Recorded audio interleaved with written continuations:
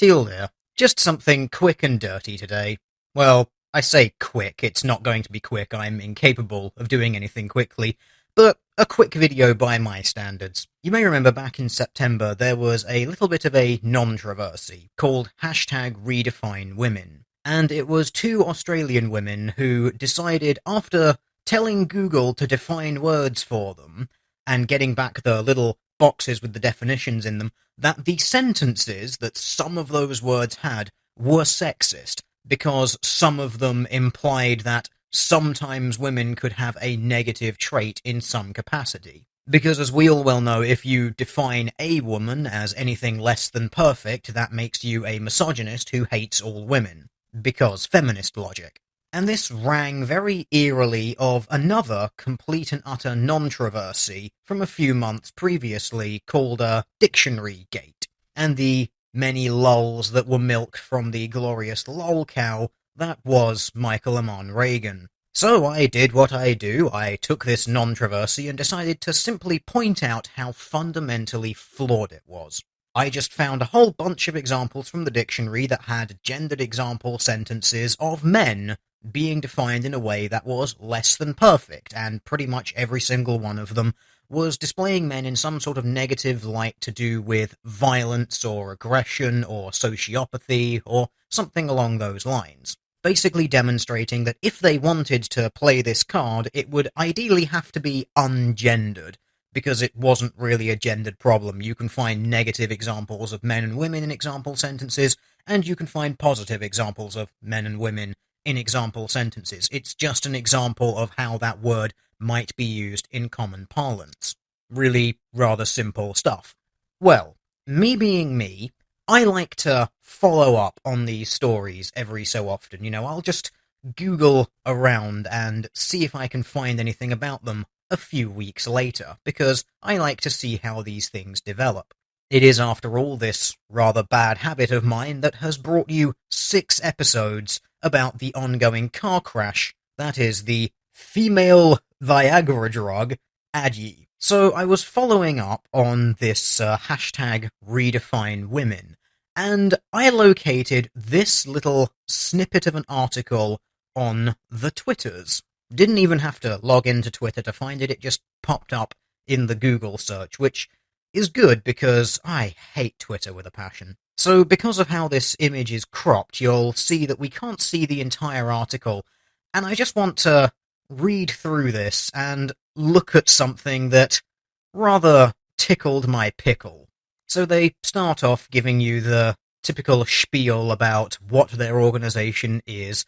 We noticed that the sentence examples of a popular search engine were sexist. Some of them sounded like they were straight out of the 1950s, they said. Their objective is simple: change the way women are perceived by altering the way they are defined.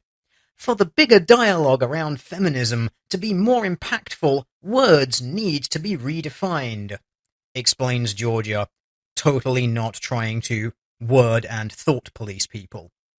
Through their social media handles, they are trying to persuade the search engine to stop reinforcing misogynistic tendencies in the online world. And interestingly, the campaign peaked on Sunday, September the 11th, when Meninists hijacked and attacked the campaign, fueling their own called #dictionarygate. Oh my. I'm going to share with you why I found this one so very amusing. So, first of all, this is not fueling like this mysterious group called Meninists, #dictionarygate. #dictionarygate, as mentioned earlier in this video, was defined months ago when some other moron tried to do this exact same thing, and it was called #dictionarygate because it was about the dictionary definition of words. But what I find funny here, September the 11th, when Meninists hijacked and attacked the campaign. Well, I have a habit of publishing my videos in the evenings, normally because when I do videos it's because I've got the entire day off, so I just tend to work throughout the entire day, recording, editing, and so on and so forth, all of the research that I've done on previous evenings when I've not been working. And my video, when completed, was called hashtag dictionarygate 2, because it was the second example of the exact same bullshit happening again, then hashtag redefinewomen as the kind of subtitle, because same shit, different day.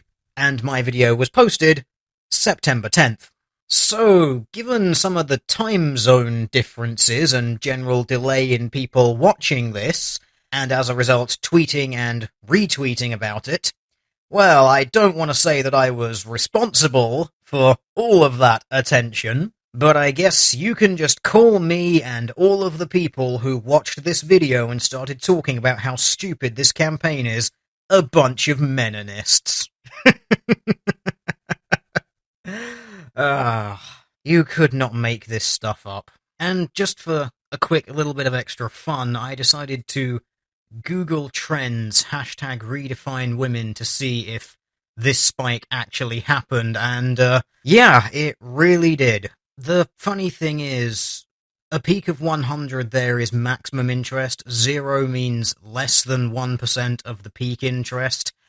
That spike is from 4th of September to the 10th of September. So, hashtag redefinewomen campaign, you're welcome.